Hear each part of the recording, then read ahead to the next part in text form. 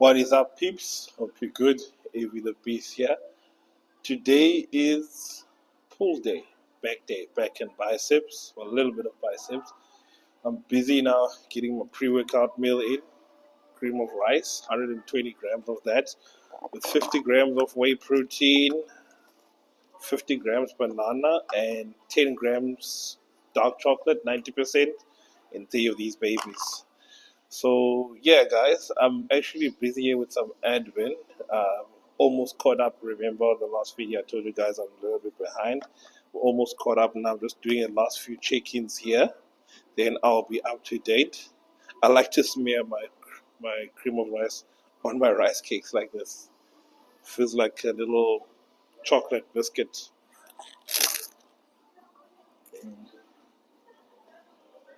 I'm looking at some check-ins here. With 5 guys competing, or 4 guys competing at the Shape Best Classics, which is 13 weeks out now. Guys are looking good. Guys are looking promising. Um, Time to really now step things up in terms of like the dieting. I've already assigned everybody new training programs.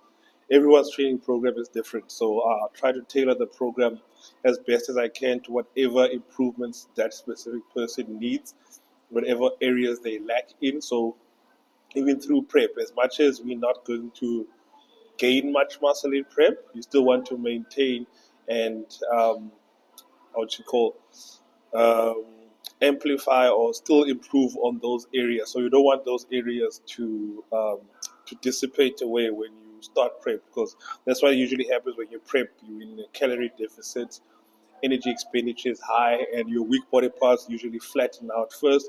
So we want to really keep all the fullness in those areas. Try to maintain muscle mass as best as you can in those areas, because for most of the guys, we have made the improvements that we wanted in the off season. It's just a matter of now hoping that it will all translate onto the stage once we strip down and we are stage ready. Just putting out some fires here actually. One of my guys forgot his meals at home rushing to work. So we're just trying to now manage everything. He has a very demanding job, being a waiter, works in a restaurant. So that's on your feet for long hours. He forgot his post-workout meal and his dinner. So yeah, he was pressed for time, and that's now a challenge for us now. So he needs to at least get something in. For the post workout portion, because I don't want, you can't go for so long, especially after a workout and going into such a demanding job. You can't go for so long without eating anything to obviously facilitate recovery, facilitate the muscle protein synthesis, to get that muscles repairing and growing. So he said that there's a Pick and Pay in the spa nearby. Luckily, the spa sometimes, or he said the Pick and Pay sometimes has um, those protein sachets. I think it's USA that sells those protein sachets. So you might get that there and some cereal just to get that post workout in, and then the dinner you can have after work. That's fine. It's mostly the post workout, obviously just replenishing those glycogen stores, and obviously fueling him for the workout. I mean, for the shift that he's about to work right now. So yeah. Looking at now this man here. This man is 13 weeks out of the Shavers Classics. So about to just clean up his diet a little bit. He's 200 calories above maintenance now at 13 weeks out. Looks pretty lean. Just gonna edit this down. This is exactly what we wanted, this thickness right here to come in. This is looking very, very good. I'm very happy with what's going on there. And look a lot tighter this week on the hamstrings. You can see the gluten hamstrings tie in more than last week there, so that's a good thing. Um, yeah, I won't go through all the poses. Going back double up again on the back double. you can definitely see a lot more tightness this week. You're a bit in the shaded area here, but I like the you hitting the post much better this week. Number one, and you took the the picture on the correct angle. Now you can definitely see the V taper there being accentuated nicely. You rotated your shoulders back as we had discussed on your last check-in, and you can definitely see how the peaks look way better compared to last week. So this pose now, it's becoming a lot better. Again, glute and hamstring tie-ins coming in, a nice calf development there as well. Yeah, so I think we in a good spot. We're in a good spot. Um, I've tapered your calories down a little bit.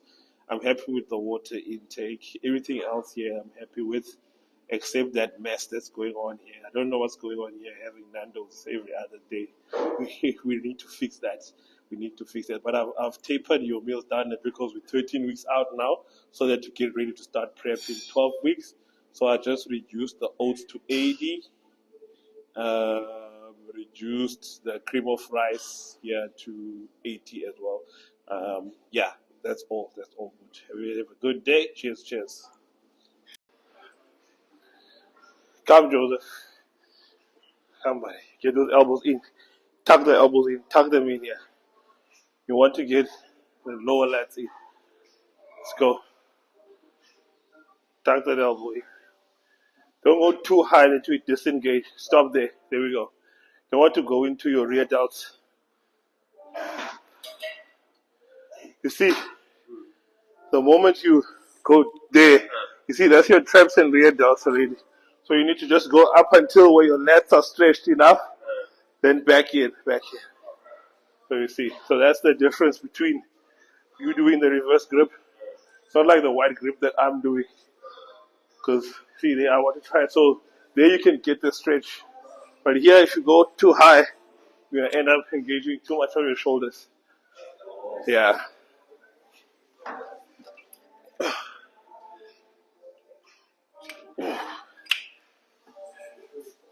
All right. Let's get it.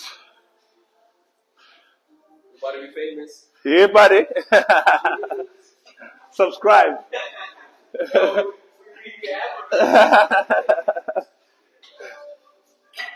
All right. Top set, leg pull down, wide grip. Let's get it. First exercise.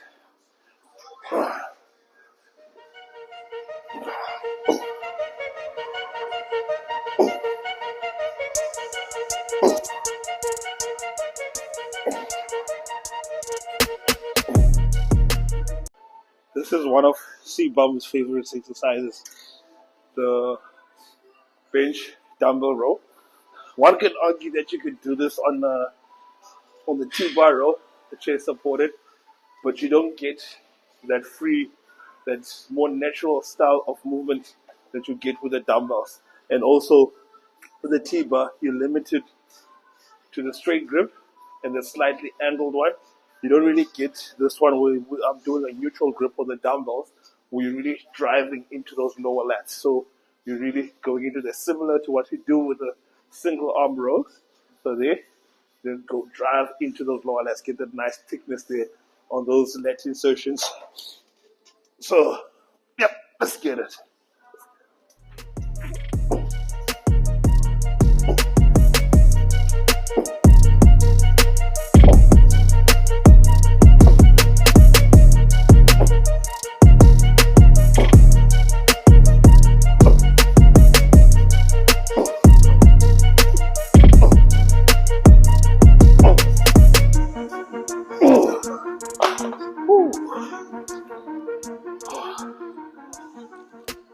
Alright, so next up here, seated cable twisting row. So this gives you a very similar effect to a single arm dumbbell row, but with this you can accentuate that stretch even more. As you can see now in my starting position, before I even get into the exercise, you can really exaggerate that stretch. And I feel like this exercise, combined with the one that I did in my first pull day, the KS incline single arm row, these are very good exercises to really accentuate that lat width. These two have really helped my legs get number one wider and thicker as well. It gives my back that nice dense look. So yeah, let's get this. So get that nice stretch and twist into it like that. Oh.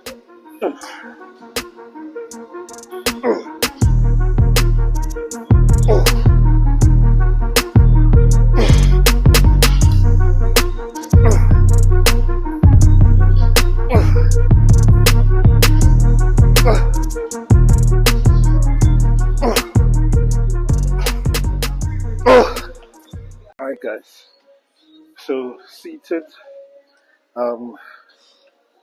lever plate loaded row, one of my favorites again, just because I can move a shit ton of weight with this one. So the main the main cue here, always try to keep your chest tight to the pad.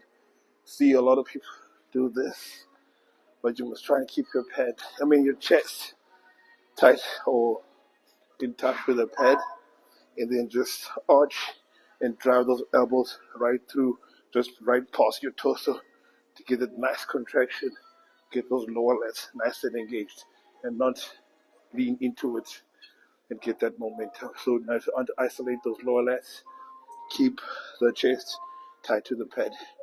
It's my top set, 160 or 80 each side. Let's get it. Oh.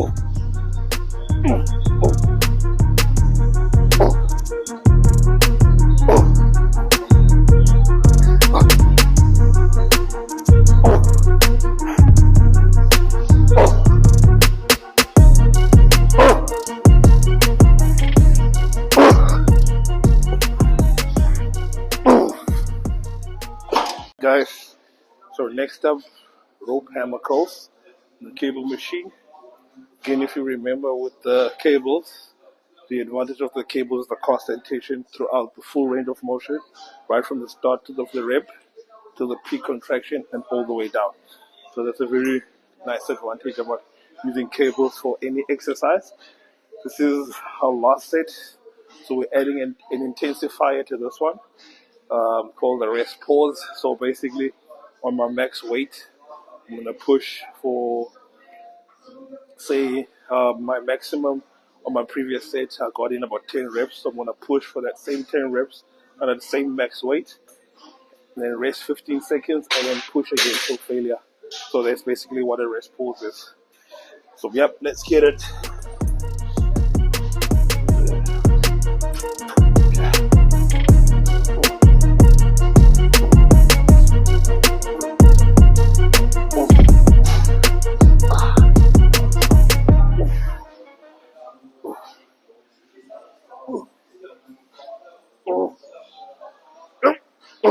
Okay. Then I rest for about 15 seconds.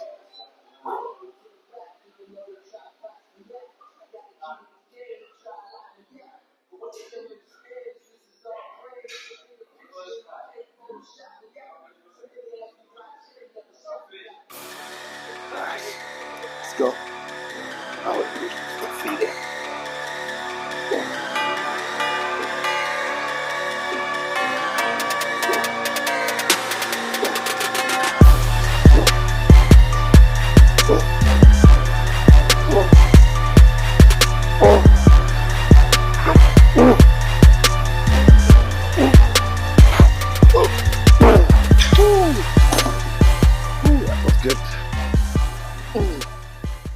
Peeps, we've done this one on the previous pool day. It's the rear delt flies, or rear delt or reverse flies with the cable. No need to explain much on this one. We've done it before, so you guys are familiar with it by now. Just get it in.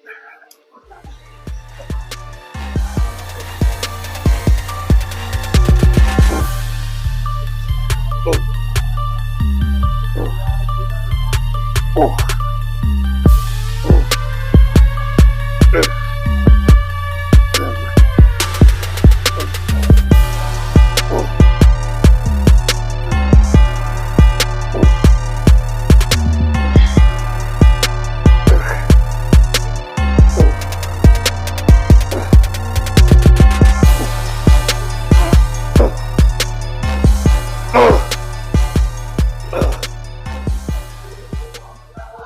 again. Um, this is hammer preacher curls with the dumbbells. Again, just to focus on that brachialis and getting some forearm action. Nice isolation here with the elbows on the pad. It just focuses right on the forearms and the brachialis. I think this is the exercise that actually hurt my forearm some weeks back. I've been feeling some discomfort in my forearm, so I had to go a little bit lighter in this exercise just to wait for that strain to go away a little bit. I've been treating it with some heat therapy. Those Dr. Pepper heat pads, they're very good. They've helped me with a lot of niggles, like sometimes overnight. You just put a patch over the affected area, you wake up in the morning, pain completely gone. So this is one that's been niggling me for a while. And I'm still able to do the exercises, just not as heavy as I usually go. So let's get it.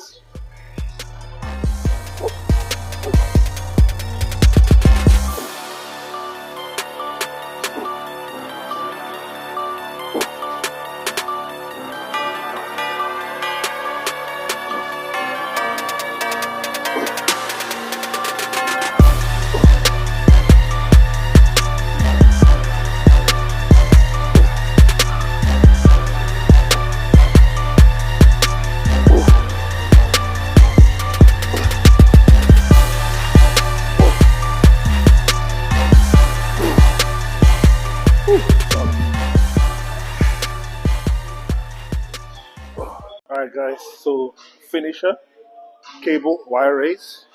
We're attaching the cables to these cuffs just to eliminate any forearm action. So we're just using our arms as the hooks. Have the cables crossed in front of us like that. Then we open up right at the back. It's the rear delts nicely. So right, nice rear delts finisher to our pull day. Let's get it. I really enjoy the sensation I get from this exercise, and the contraction is also very, very good. So yeah, very, very feel good exercise for rear delts. Because rear delts is something I've really struggled with in terms of like training them properly and connecting them with them properly in the past. So the exercises that my coach has programmed for me, they really connect well with my rear delts, and the results are showing. So yeah, let's put in the work.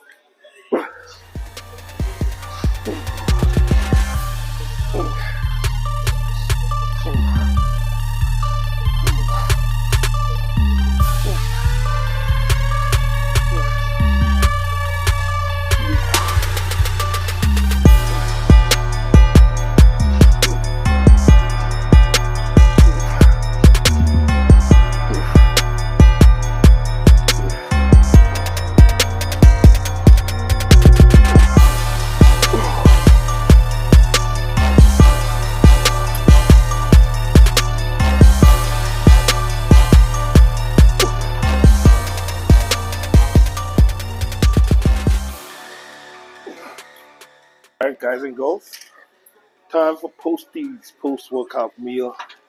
Finish with this whole day. We're doing whey protein with Rice Krispies, one of my other favorites. I always look forward to post-workout. I always pre-pack my supplements, as you know. So 50 grams of whey genix, whey protein. Just mix that in there with my water. I normally mix it in about 400 ml of water just so it gets soak enough of the Rice Krispies, because the Rice Krispies is 140 grams. It's quite a lot. So the reason for cereal post-workout, number one, it digests very quickly. And then number two, being in an improvement phase, it's a very good tool to increase calorie intake. It's a simple carb, it digests very quickly, so gets to replenish those glycogen stores very quickly up post-workout, which is great. A very good way to increase calories, but without increasing food volume so much. So the nice thing about it is very light. It's a lot of Rice Krispies, like if you look at it, but if you eat it, it's very light on your stomach. Like I'm hungry within an hour when I eat this. So the advantage of that, you get in good amount of calories, but you're not stuffed that you can't get in your other meals at the end of the day. So that's very important when you're in an improvement phase and you're trying to put on mass. So tools like this come in handy. And obviously, you have to have your other tools in handy to make sure these are used efficiently and effectively. So your GDAs come in very important when you're eating such high carb meals. So yeah, um, that's it, folks. I'm gonna enjoy this now. Oh, it's refeed night tonight, so having sushi. I don't know if I'm gonna share that with you guys or not. I'll decide. All right, guys. Peace out. Decided I'll share the sushi with you guys. So this is my refeed meal for the week. It's about 30 pieces of sushi, and that equates to about 1,400 and something, say 1,500 calories. So there's 1,500 calories in one sitting. And remember these two essentials: your GDA to make sure we shuttle those carbs to where they need it, and then your digestive enzymes just to aid with the digestion to speed up the process that this brother here needs to do. All right. Cheers, everybody.